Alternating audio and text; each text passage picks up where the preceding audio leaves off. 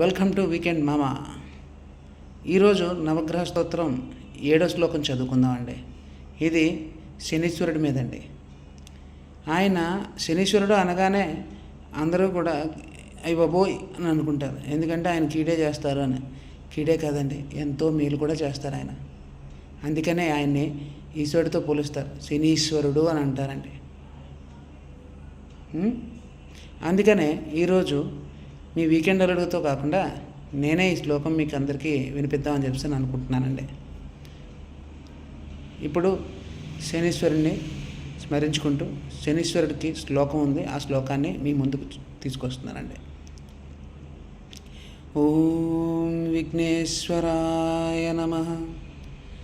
ఓం నీలాంజన సమాభాతం రవిపుత్రం యమాగ్రజం ఛాయామార్తాండ సంభూతం తం నమామి శనైశ్చరం. ఓం thank you.